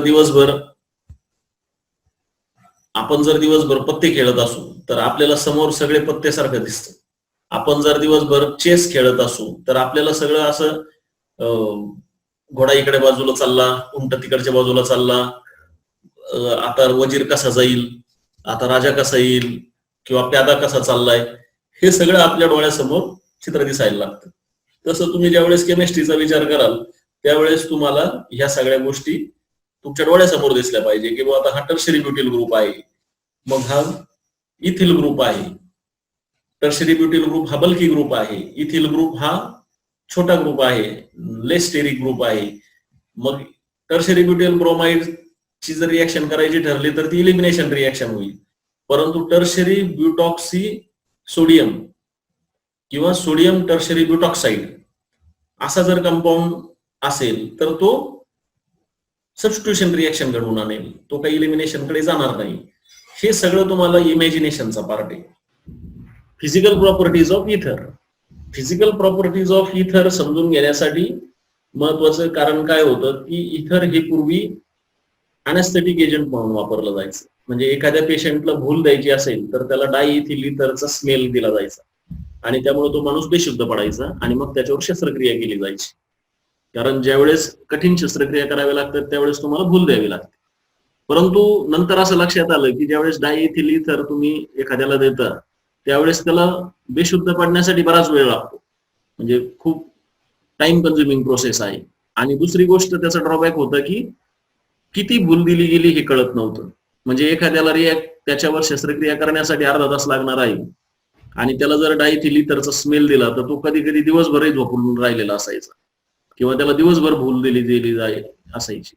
मग ही जी अनकंट्रोल्ड भूल होती ही दिली जाऊ नये आणि त्याचं काहीतरी पॅरामीटर्स निश्चित व्हावेत म्हणून मग डायइथिल इथरला भूल देण्यापासून रोखलं गेलं किंवा त्याचा वापर बंद करण्यात आला आणि दुसरे अनेस्थेटिक कंपाऊंड वापरामध्ये आले.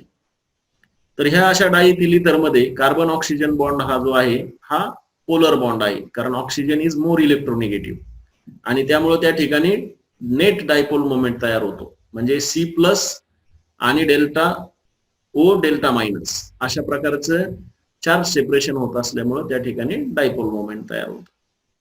The weak polarity of ethers is not appreciably for boiling points.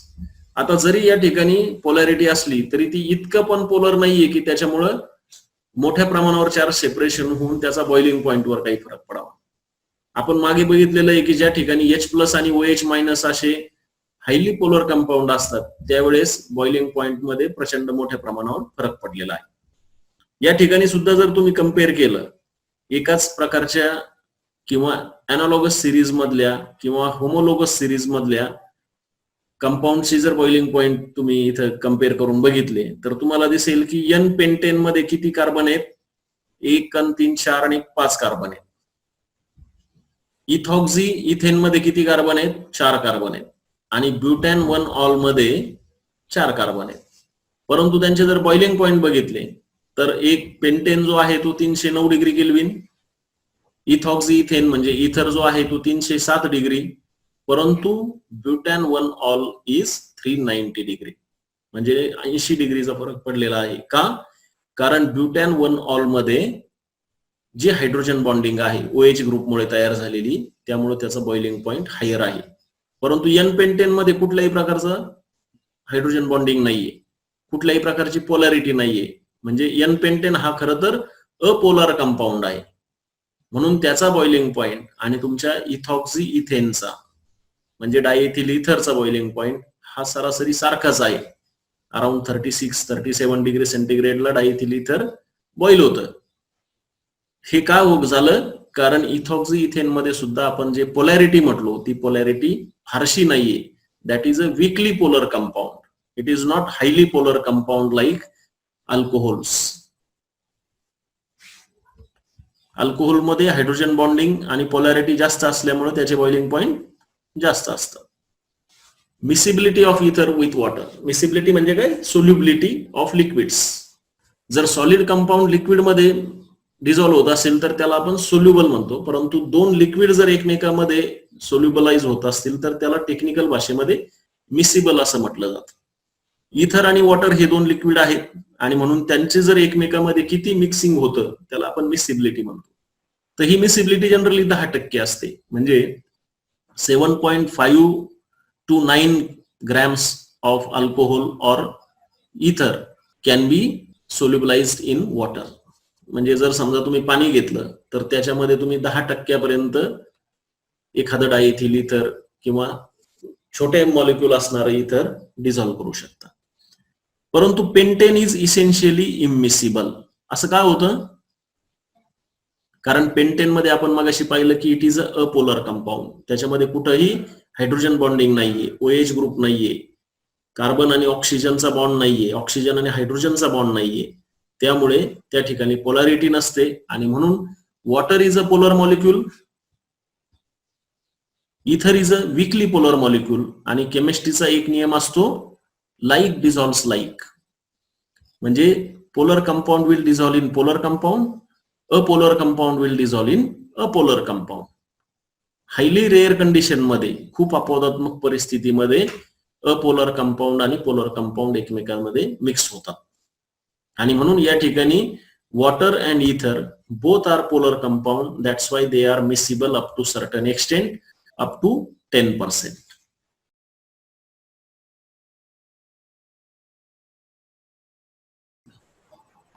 शेवटच्या पार्टमध्ये आपण आता इथरच्या काही रिएक्शन बघणार आहोत. जसं आपण म्हटलं की इथर मध्ये CO हा बॉन्ड असतो आणि त्या CO बॉन्डमुळे एक अरिल ग्रुप आणि एक अल्किल ग्रुप किंवा दोन्ही अल्किल ग्रुप किंवा एक अरिल आणि एक अल्किल असं सिमेट्रिकल किंवा अनसिमेट्रिकल अशा पद्धतीनं इथर तयार झालेलं असतं. मग ह्या इथर बरोबर रिएक्शन करत असताना आपल्याला ह्या CO बॉन्ड बरोबर रिएक्शन करायची आहे. तर हा CO बॉन्ड जो आहे याचं क्लिव्हेज होण्यासाठी हा अतिशय लेस रिएक्टिव्ह फंक्शनल ग्रुप आहे आणि याचं क्लिव्हेज करण्यासाठी आपल्याला खूप ड्रास्टिक कंडिशन म्हणजे हार्श कंडिशन वापराव्या लागतात. म्हणजे हार्श कंडिशन मध्ये टेम्परेचर वापरलं जाणं, प्रेशर वापरलं जाणं किंवा हायर डिग्रीचे रिएजंट्स वापरलं जाणं हे कॉमन असतं. आणि म्हणून अशा रिएक्शन्स या इकॉनॉमिकली आणि इकॉलॉजिकली फारशा न आवडणाऱ्या असतात. आपल्याला जे रिएक्शन दिली त्याच्यामध्ये त्यांनी क्लिव्हेज ऑफ CO बॉन्ड इन इथर याच्यामध्ये पहिली रिएक्शन दिली, डाय अल्किल इथर will give 2 alkyl halide molecules. म्हणजे जर हायड्रोजन हॅलाइड किंवा हायड्रोजन ऍसिड म्हणजे कोणते HCl, HBr, HI, HF याच्यासारखे जर स्ट्रॉंग ऍसिड जर इथर बरोबर रिॲक्ट केले तर आपल्याला एक अल्किल हॅलाइड मिळतं आणि एक अल्कोहोल मिळतं. कारण या ठिकाणी CO बॉन्ड ब्रेक होतो, म्हणजे मधला ऑक्सिजन आणि त्याला जोडलेला जे कार्बन असतात तो बॉन्ड ब्रेक होतो. आता यातला नक्की कोणत्या बाजूचा बॉन्ड ब्रेक होतो याच्यासाठी पण काही नियम आहेत. म्हणजे ROR plus HX gives you RH plus ROH. पण नक्की कोणता RH बरोबर जाईल आणि कोणता ROH बरोबर जाईल याच्यासाठी काही नियम आहे. कारण दोन्ही जर अल्किल ग्रुप सारखेच असतील तर तुम्हाला ROH plus HX it gives RH plus H2. म्हणजे दोन्ही अल्किल ग्रुप सारखे असतील तर तुम्हाला एकच हॅलाइड मिळणार आहे. अल्किल आणि अरिल इथर जर असेल तर काय होईल की अरिल आणि ऑक्सिजनचा जो बॉन्ड आहे CO बॉन्ड, जसा की आपण फिनॉल मध्ये बघितला, तो बॉन्ड स्ट्रॉंग बॉन्ड असतो. कारण त्या ऑक्सिजनवरच्या लोन पेअर ऑफ इलेक्ट्रॉन मुळे त्याला एक डबल बॉन्ड कॅरेक्टर आलेलं असतं. शिवाय तो बॉन्ड बेन्झिन रिंगच्या sp2 कार्बनला जोडलेला असतो, त्यामुळे तो स्ट्रॉंग बॉन्ड असतो. म्हणून मग ज्या वेळेस असं मिक्स इथर असतं की ज्याच्याकडे एका बाजूला अल्किल ग्रुप आहे आणि एका बाजूला अरिल ग्रुप आहे, त्याला जो अल्किल ग्रुप जोडलेला आहे तो हॅलाइड बरोबर जातो आणि जो फिनॉलिक किंवा OH ग्रुप जोडलेला असतो तो अल्कोहोल तयार करतो, म्हणजे फिनॉल तयार करतो. अल्किल ग्रुप असेल तर अल्किल ग्रुपचं हॅलाइड बनतं आणि अरिल ग्रुप असेल तर अरिल ग्रुपचं अल्कोहोल म्हणजेच फिनॉल बनतं. हा यातला पहिला नियम आहे. Ethers with to different alkyl groups cleaved in the same manner. म्हणजे जर तुमच्याकडे दोन्हीकडे अल्किल ग्रुप असतील तर तुम्हाला एक अल्किल हॅलाइड मिळेल आणि एक अल्कोहोल मिळेल. आता इथं रिएक्शन करताना तुम्ही हायड्रोजन हॅलाइड म्हणजे HCl HBr HI याची रिएक्शन केली तर त्याची रिएक्टिव्हिटी ऑर्डर काय दिलेली आहे? Hydroiodic acid HI is more reactive, HBr is less reactive, HCl is least म्हणजे सगळ्यात कमी रिएक्टिव्ह आहे. The cleavage takes place with concentrated HI और HBr ऍट हाय टेम्परेचर. म्हणजे इथर हा इतका अनरिएक्टिव्ह मॉलिक्युल आहे की तुम्हाला HI आणि HBr सारखे स्ट्रॉंग ऍसिड असून सुद्धा तुम्हाला हाय टेम्परेचरला या रिएक्शन कराव्या लागतात. कारण आपण म्हटलं होतं की ether are least reactive functional group आणि म्हणून तुम्हाला अशा प्रकारच्या हार्श कंडिशन वापरण्याची गरज पडत असते. तर ही रिएक्शन कशी होते याचं मेकॅनिझम तुम्हाला दिलेलं आहे. Reaction of ether with concentrated हायड्रोआयोडिक acid म्हणजे HI. पहिल्या स्टेपमध्ये प्रोटोनेशन ऑफ इथर होतं. प्रोटोनेशन का होतं? कारण ऑक्सिजनवर 2 लोन पेअर ऑफ इलेक्ट्रॉन आहेत आणि म्हणून इथर मॉलिक्युल मधला ऑक्सिजन हायड्रोआयोडिक ऍसिड मधल्या H बरोबर रिएक्ट करतो आणि प्रोटोनेशनचा एक पॉझिटिव्ह कॉम्प्लेक्स त्या ठिकाणी तयार होतो. जिथं ऑक्सिजनवर 3 बॉन्ड तयार होतात, ज्याला तिसऱ्या बॉन्डला हायड्रोजन जोडलेला असतो आणि त्यामुळे ऑक्सिजनवर पॉझिटिव्ह चार्ज असतो आणि प्लस I मायनस म्हणजे हॅलाइड आयन तयार होतो. दुसऱ्या रिएजंट मध्ये दुसऱ्या स्टेप मध्ये हा जो आयोडीन आहे तो न्यूक्लिओफाईल सारखा अटॅक करतो आणि तो लेस सबस्टिट्यूटेड कार्बन ऑफ ऑक्झोनियम आयन जो आहे त्याच्यावर अटॅक करतो. लेस सबस्टिट्यूटेड म्हणजे कोणता? की ज्याच्यावर कमीत कमी कार्बनला दुसरे कार्बन जोडलेले आहेत. मग आता जर तुम्ही ह्या एक्झाम्पल मध्ये बघितलं की एका बाजूला CH3 आहे आणि दुसऱ्या बाजूला CH2CH3 आहे तर हा आयोडाईड तुमच्या CH3 च्या बाजूने अटॅक करतो आणि CH3I म्हणजे lower alkyl group that forms the alkyl iodide. असं का होतं? कारण आयोडीन हा स्वतः सुद्धा एक खूप बल्की ऍटम आहे आणि मग जर 2 बल्की ग्रुप एकत्र यायचे असतील तर तुम्हाला कठीण असतं. त्याऐवजी जर एक बल्की ग्रुप असेल आणि एक छोटा ग्रुप असेल तर ती रिएक्शन जाणं सोपं असतं. आणि म्हणून अशा मिक्स इथरच्या बाबतीमध्ये जेव्हा अशा प्रकारची रिएक्शन होते त्यावेळेस आयोडाईड हा जो न्यूक्लिओफाईल आहे तो तुमच्या लोअर अल्किल ग्रुपकडे लेस सबस्टिट्यूटेड अल्किल ग्रुपकडे रिएक्ट होतो आणि जो मोठा ग्रुप आहे त्याचं अल्कोहोल बनतं. म्हणजे मिथिलचं आयोडाईड बनलं आणि इथिलचं इथेनॉल बनलं. हे या एक्झाम्पल मध्ये तुम्हाला दाखवलेलं आहे. हे सगळं इमॅजिनेशनचा पार्ट आहे पुन्हा पुन्हा की मोठा ग्रुप कसा अटॅक होईल, छोटा ग्रुप कसा अटॅक होईल. ज्यावेळेस तुम्ही हायड्रोआयोडिक ऍसिड एक्सेस मध्ये वापरता म्हणजे तुम्ही अल्कोहोल घेतलं आणि एक्सेस हायड्रोआयोडिक ऍसिड वापरलं HI तर तुम्हाला हायर टेम्परेचरला इथिल आयोडाईड सुद्धा मिळू शकतं. ही रिएक्शन तुम्हाला का सांगितली गेलेली आहे? कारण काही जणांना असं वाटू शकतं की इथिल ग्रुप बरोबर आयोडीनची रिएक्शनच होणार की नाही. परंतु जर समजा तुम्ही अजून थोड्या हार्श कंडिशन वापरल्या म्हणजे HI हे एक्सेस मध्ये वापरलं आणि टेम्परेचर जर जास्त वापरलं तर तुम्हाला त्या ठिकाणी इथेनॉल ग्रुपचं सुद्धा इथिल आयोडाईड मध्ये रूपांतर करता येऊ शकतं. जर टर्शरी अल्किल ग्रुप वापरला तुम्ही तर काय होईल? Tertiary alkyl group tertiary halide तयार करतो. या ठिकाणी रिएक्शन दिली tertiary butoxy methyl ether plus hydroiodic acid gives you methanol plus tertiary iodide. आता हे उलट का झालं? आतापर्यंत आपण असं म्हटलं होतं की जो लोअर अल्किल ग्रुप आहे त्याचं आयोडाईड बनतं, परंतु टर्शरी ब्युटिल मध्ये मात्र तर टर्शरी ब्युटिलचं आयोडाईड बनलं. कारण या ठिकाणी तुम्ही जर SN2 रिएक्शन बघितली तर त्याच्यामध्ये SN1 रिएक्शन जर तुम्ही बघितली तर त्याच्यामध्ये कार्बोकॅटायन तयार होतं आणि जे कार्बोकॅटायन जास्त स्टेबल असतं त्याच्याबरोबर तुमच्या आयोडाईडची रिएक्शन होते. टर्शरी ब्युटॉक्सी मिथिल इथर मध्ये तुमचा जो टर्शरी ब्युटिल ग्रुप आहे त्याचं पहिल्या स्टेप मध्ये प्रोटोनेशन होऊन त्याचा टर्शरी ब्युटिल कार्बोनियम आयन बनतं, म्हणजे कार्बनवर पॉझिटिव्ह चार्ज असतो. एका चॅप्टर मध्ये बघितलं होतं की हा टर्शरी ब्युटिल कार्बोनियम आयन जो आहे हा कार्बोकॅटायन स्टेबल असतो, कारण त्याच्या भोवती 3 मिथिल ग्रुप आहेत आणि ते त्याच्याकडचे प्रोटॉन्स त्या C+ वर देत असतात, म्हणून ही रिॲक्शन स्टेबल कार्बोकॅटायनला फॉलो करते. SN1 रिॲक्शन मेकॅनिझम या ठिकाणी येतं आणि टर्शरी ब्युटिल आयोडाईड हा मॉलिक्यूल बनतो. म्हणजे हे आपल्या पहिल्या 2 एक्झाम्पलच्या विसंगत एक्झाम्पल आहे, म्हणून परीक्षेमध्ये हे विचारलं जाऊ शकतं. प्रायमरी जर अल्किल ग्रुप असेल तर त्याचं हॅलाइड बनत होतं, परंतु टर्शरी ब्युटॉक्सीच्या बाबतीमध्ये मात्र उलट होतं. म्हणजे हे अपवादात्मक उदाहरण आहे. अल्कोहोलची रिॲक्शन कशी होते, इथरची रिॲक्शन कशी होते आणि याच्यात SN1 रिॲक्शन मेकॅनिझम कसं ऍक्शन मध्ये येतं, हे तुम्हाला सगळं एकाच कॉन्सेप्ट मध्ये, एकाच उदाहरणामध्ये हे 3ही कॉन्सेप्ट तुम्हाला गुंफलेले आढळतील.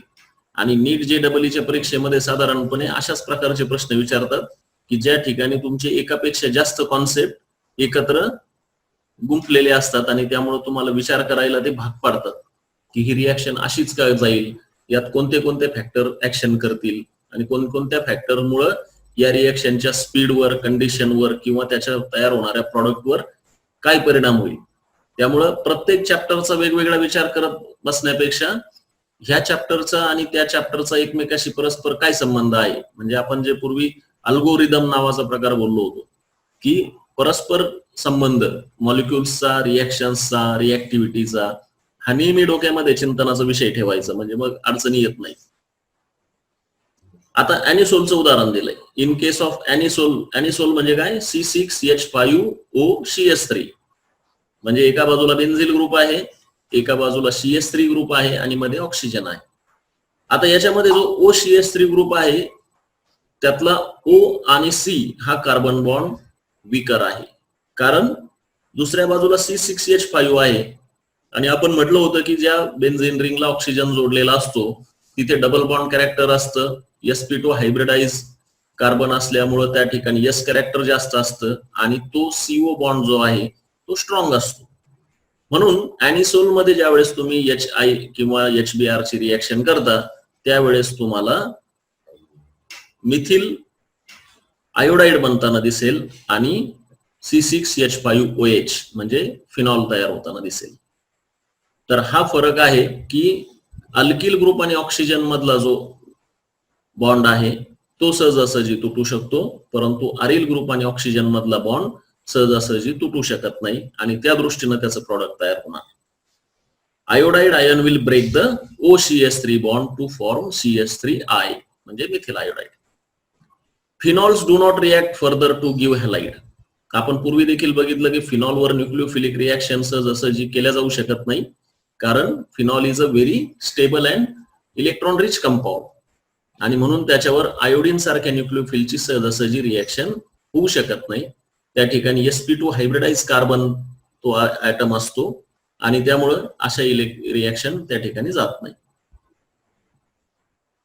म्हणजे तुमच्या अल्किल हॅलाइडच्या रिॲक्शन, फिनॉलच्या रिॲक्शन, इथरच्या रिॲक्शन ह्या एकमेकाशी संबंधित आहेत. याचा अभ्यास करताना तुम्ही 1, 2, 3 वेळेस ही प्रकरणं वाचली की तुमच्या लक्षात येईल. दुसरा टाईप ऑफ रिॲक्शन आहे इलेक्ट्रोफिलिक सबस्टिट्यूशन रिॲक्शन. आता इलेक्ट्रोफिलिक सबस्टिट्यूशन रिॲक्शन आपण फिनॉल मध्ये पण बघितल्या होत्या. फिनॉल मध्ये आणि याच्यामध्ये काय साम्य आहे की फिनॉल मधला जो H आहे तो या ठिकाणी अल्किल ग्रुपने रिप्लेस केलेला आहे, म्हणजे बेन्झिन, ऑक्सिजन आणि अल्किल ग्रुप जोडलेला आहे. आणि हा जो ग्रुप आहे OR, this is a electron donating group आणि म्हणून तो काय करतो, ऑर्थो आणि पॅरा डायरेक्टिंग ग्रुप असल्यामुळं तो त्या ठिकाणच्या पोझिशन ऍक्टिव्हेट करतो. म्हणजे फिनॉल मध्ये सुद्धा आपण बघितलं की सोडियम फिनॉक्साइड मॉलिक्यूल तयार व्हायचा आणि ऑर्थो पॅरा पोझिशनला इलेक्ट्रोफिलिक सबस्टिट्यूशन रिॲक्शन व्हायची. म्हणजे आपण Kolbe reaction, reamer Tiemann reaction बघितल्या, त्याच्याच धर्तीवर या ठिकाणी तुम्हाला इतरच्या 5 रेझोनन्स स्ट्रक्चर त्या ठिकाणी काढून दाखवले. ज्या मॉलिक्यूलचे जास्त रेझोनन्स स्ट्रक्चर असतात तो मॉलिक्यूल तितका स्टेबल असतो. आणि फिनॉलच्याच धर्तीवर आता आपण इथल्या इलेक्ट्रोफिलिक सबस्टिट्यूशन रिॲक्शन बघणार आहोत. पहिली आहे हॅलोजिनेशन रिॲक्शन. हॅलोजनेशन रिएक्शन मध्ये काय होतं की ज्यावेळेस अल्किल अरिल असं मिक्स इथर असतं, म्हणजे फिनिल अल्किल इथर, हे बेन्झिनवर इलेक्ट्रोफिलिक सबस्टिट्यूशन रिएक्शन देतात. कारण CS3 वर इलेक्ट्रोफिलिक रिएक्शन होण्याचा काही संबंधच येत नाही. मग हा जो ऍनिसोलचं उदाहरण तुम्हाला दिलं, ऍनिसोल प्लस ब्रोमीन, त्याचं हॅलोजनेशन होतं in presence of ethanoic acid, म्हणजे CS3COOH, ज्याला ऍसिटिक ऍसिड असं देखील म्हटलं जातं. And in absence of iron bromide catalyst, म्हणजे याला तुम्हाला कॅटलिस्टची गरज पडत नाही. म्हणजे this ring is very much active because there is OCS3 group which is electron donating group. आणि हा OCS3 ग्रुपमुळे तुम्हाला पॅरा पोझिशनला आणि ऑर्थो पोझिशनला ब्रोमीन ग्रुपचा सबस्टिट्यूशन मिळतं. आणि या ठिकाणी तुम्ही बघाल तर para bromo is major product. का? कारण जर तोच ब्रोमीन हा एक मोठा ऍटम आहे, त्याची साईज मोठी आहे, आणि तुम्ही जर OCS3च्या शेजारी त्याला ठेवण्याचा प्रयत्न केला तर तिथं स्टेरिक हिंड्रन्स होणार, ती रिंग अनस्टेबल होणार. म्हणून तुम्हाला मायनर क्वांटिटीमध्ये ऑर्थोब्रोमो ऍनिसोल मिळेल, परंतु तुमचा major product almost 90% of your product will be para, कारण तिथे तुम्हाला मॉलिक्युलर सिमेट्री मिळते आणि स्टेरिक हिंड्रन्स कमी मिळतो. ब्रोमीन सुद्धा मोठा ऍटम आहे, OCS3 हा सुद्धा मोठा बल्की ग्रुप आहे, आणि ते दोघं एकमेकापासून पुरेशा अंतरावर असतील तर ते प्रॉडक्ट स्टेबल प्रॉडक्ट म्हणून ओळखलं जाईल, आणि म्हणून ते प्रॉडक्ट मोठ्या प्रमाणावर फॉर्म होईल. दुसरी रिएक्शन आहे Friedel Crafts reaction. Friedel Crafts reaction मध्ये आपण काय बघितलं होतं की ऍरोमॅटिक रिंगवर अल्किल हॅलाइड किंवा असिल हॅलाइड रिॲक्ट करतात आणि तुम्हाला अल्किलेटेड प्रॉडक्ट्स मिळतात. मग या ठिकाणी हा जो ऍनिसोल डेरिव्हेटिव्ह दाखवला तो मिथिल क्लोराइड बरोबर रिॲक्ट करतो. या ठिकाणी तुम्हाला अनहायड्रस AlCl3 म्हणजे लेविस ऍसिड कॅटलिस्टची गरज पडते आहे, आणि तुम्हाला ऑर्थो आणि पॅरा मिथिल सबस्टिट्यूशन मिळतंय. 2-मिथॉक्झिटोल्विन आणि 4-मिथॉक्झिटोल्विन प्रॉडक्ट मिळतो. पुन्हा जर तुम्ही बारकाईने बघितलं तर 4 सबस्टिट्यूटेड ग्रुप हा मेजर प्रॉडक्ट आहे, कारण तुम्हाला स्टेरिक हिंड्रन्स कमी मिळतं आणि मॉलिक्युलची सिमेट्री मिळते. असिल हॅलाइड मध्ये सुद्धा असिल ग्रुप COCS3 हा मोठा आणि बल्की ग्रुप आहे, कारण कार्बन डबल बॉन्ड ऑक्सिजन आणि त्याला CS3 जोडलेला, दिस इज अ बल्की ग्रुप. मग ऑर्थो पोझिशनला जर जोडला तर तो त्या रिंगला अनस्टेबल करेल, स्टेरिक हिंड्रन्स होईल, त्या मॉलिक्युलची एनर्जी वाढेल, आणि म्हणून तो मायनर अतिशय कमी प्रमाणात तयार होतो. आणि 4-मिथॉक्झी ऍसिटोफिनोन हा 4 सबस्टिट्यूटेड किंवा para substituted compound major product म्हणून तयार होतो.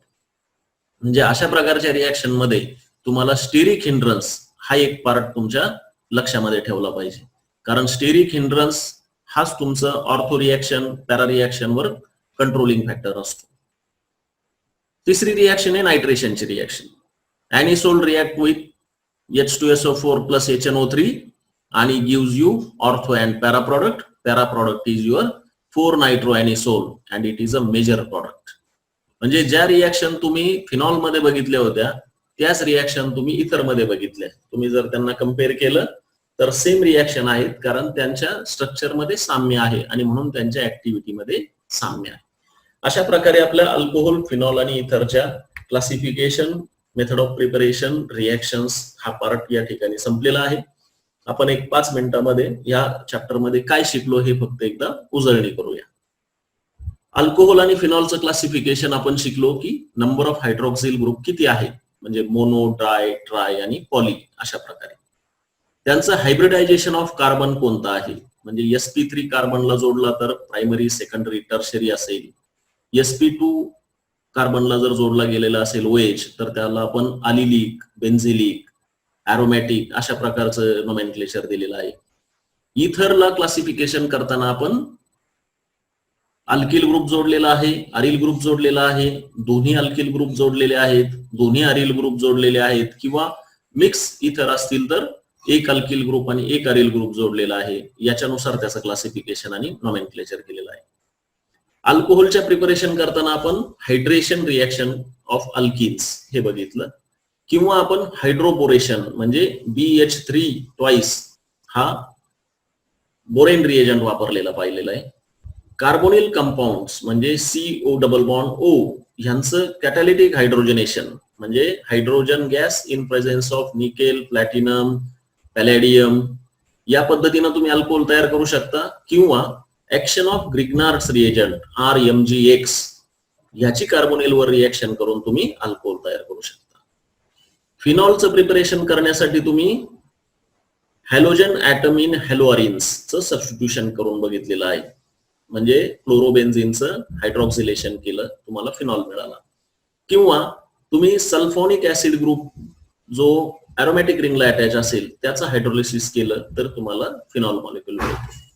सगळ्यात सोपी मेथड होती की हायड्रोलिसिस ऑफ डायझोनियम सॉल्ट, म्हणजे तुम्ही एक डायझोनियम सॉल्ट तयार केला नायट्रेट वापरून आणि त्याचं हायड्रोलिसिस केलं. आणि इंडस्ट्रीला आवडणारी जी मेथड होती ती क्युमिन म्हणजे आयसोप्रोपिल बेन्झिन याचं तुम्ही पेरॉक्साईड बनवलं आणि त्या पेरॉक्साईडचं हायड्रोलिसिस केलं, त्यामुळे तुम्हाला एका मॉलिक्यूल पासून 2 चांगले प्रोडक्ट मिळाले. एक मिळाला फिनॉल आणि एक मिळाला ऍसिटोन. आणि मग एकाच रिएक्शन मध्ये जर 2 प्रोडक्ट मिळत असतील तर ती इंडस्ट्रीला आवडणारी रिएक्शन असते. बॉइलिंग पॉइंट सारख्या आणि सोल्युबिलिटी सारख्या फिजिकल प्रॉपर्टीज आपण या कंपाऊंडच्या बघितल्या. अल्कोहोलमध्ये हायर बॉइलिंग पॉइंट्स असतात, कारण अल्कोहोलमध्ये OH जो मॉलिक्यूल ग्रुप आहे त्यामुळे हायड्रोजन बॉन्डिंग त्या ठिकाणी तयार होते. आणि मग तुम्हाला intermolecular hydrogen bonding, intramolecular hydrogen bonding याचं काय महत्व असतं हे आपण बघितलं. जे इंटरमॉलिक्युलर हायड्रोजन बॉन्डिंग असतं त्यामुळं तुमचे बॉइलिंग पॉइंट्स वाढतात, म्हणजे हायर बॉइलिंग पॉइंट्स असतात. हायड्रोकार्बन, इथर आणि हॅलो अल्केन यांच्यापेक्षा अल्कोहोलमध्ये हायड्रोजन बॉन्डिंग मुळे बॉइलिंग पॉइंट जास्त असतं. इंटरमॉलिक्युलर हायड्रोजन बॉन्डिंग मुळे तुमचं कंपाऊंड म्हणजे इथर असेल, हायड्रोकार्बन असेल, हॅलो अल्केन असेल किंवा अल्कोहोल असेल हे पाण्यामध्ये सोल्युबल होऊ शकतात. आणि ज्या कंपाऊंड्स मध्ये अशा प्रकारे इंटरमॉलिक्युलर हायड्रोजन बॉन्डिंग होणार नाही ते इनसोल्युबल असतात. म्हणजे जर हायड्रोकार्बन आहे अल्केन सारखा, ब्युटेन, प्रोपेन, इथेन हे पाण्यामध्ये सोल्युबल होत नाही कारण त्याच्यामध्ये हायड्रोजन बॉन्डिंग नसतं. परंतु इथर मध्ये एक 10% हायड्रोजन बॉन्डिंग तयार होतं, त्यामुळे त्याची 10% मिसिबिलिटी असते. म्हणजे 2 लिक्विड जेव्हा एकत्र येतात त्याला आपण मिसिबल म्हणतो, आणि एक सॉलिड आणि एक लिक्विड एकत्र येतं त्याला आपण सोल्युबल म्हणतो टेक्निकली. तर अल्कोहोल हे पाण्यामध्ये खूप मोठ्या प्रमाणावर सोल्युबल असतात. परंतु जसं जसं अल्कोहोलमध्ये तुम्ही अल्केनची म्हणजे C number of carbon atom वाढवत जाल तसं तशी त्याची सोल्युबिलिटी कमी होणार असते, कारण अल्केन ग्रुप हा हायड्रोफोबिक असतो. फोबिक म्हणजे दूर जाणारा. जसं जसं अल्कोहोल मोठा होईल, कार्बन नंबर्स वाढतील, तसं तसा तो पाण्यामध्ये इनसोल्युबल होईल, इनमिसिबल होईल. अल्कोहोल आणि फिनॉल हे ऍसिडिक आहेत असं आपण बघितलं, कारण त्याच्यामध्ये हायड्रॉक्सिल ग्रुप मधला जो हायड्रोजन आहे तो हायड्रोजन प्रोटॉन म्हणून दिला जाऊ शकतो. आणि मग तो प्रोटॉन म्हणून दिला कसा जाऊ शकतो, जर समजा त्याच्यावर इलेक्ट्रॉन विड्रॉइंग ग्रुप असतील तर ते इलेक्ट्रॉन विड्रॉइंग ग्रुप तुमच्या ऍसिडिटी वाढवतात, कारण त्या H+ ला ते मोकळं सोडतात. आणि त्याऐवजी जर इलेक्ट्रॉन डोनेटिंग ग्रुप असतील अल्कोहोल मधले आणि फिनॉल मधले तर ते त्या हायड्रोजनला स्वतःकडे ठेवून घेतात आणि त्यामुळे त्याची ऍसिडिटी कमी होत जाते. म्हणजे इलेक्ट्रॉन ग्रुप डोनेटिंग ग्रुप कोणता आहे, इलेक्ट्रॉन विड्रॉइंग ग्रुप कोणता आहे हे आपल्याला कळलं पाहिजे, लक्षात आलं पाहिजे. आणि त्याचे इफेक्ट काय होतात हे साधारण थंब रूल असतात की electron donating group will decrease the acidity आणि electron withdrawing group will increase the acidity. त्याच्यानंतर आपण अल्कोहोल आणि फिनॉलच्या सबस्टिट्यूशन रिएक्शन बघितल्या. अल्कोहोलच्या न्यूक्लिओफिलिक सबस्टिट्यूशन रिएक्शन बघितल्या, कारण त्याच्यामध्ये OH हा जो बॉन्ड आहे त्यातला हायड्रोजन जर ऍब्स्ट्रॅक्ट केला गेला तर जो RO ग्रुप शिल्लक राहतो तो न्यूक्लिओफाईल म्हणून अटॅक करू शकतो. अल्कोहोलचं डिहायड्रेशन करून आपण अल्किन तयार केलं.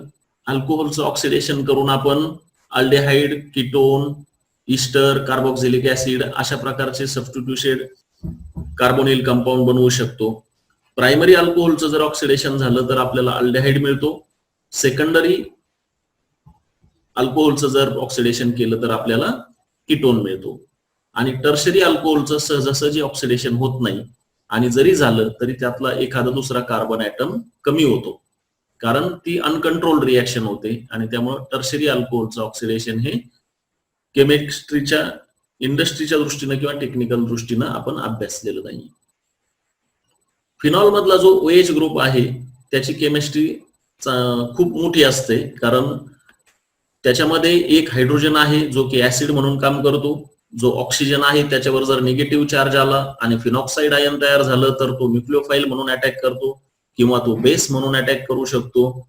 आणि हा OH ग्रुप जो आहे हा अरोमॅटिक रिंगला इलेक्ट्रॉन रिलीजिंग ग्रुप असल्यामुळे तो ऍक्टिव्हेट करतो इलेक्ट्रोफिलिक सबस्टिट्यूशन रिॲक्शन साठी आणि तुम्हाला ortho para directing electrophilic substitution product मिळू शकतात.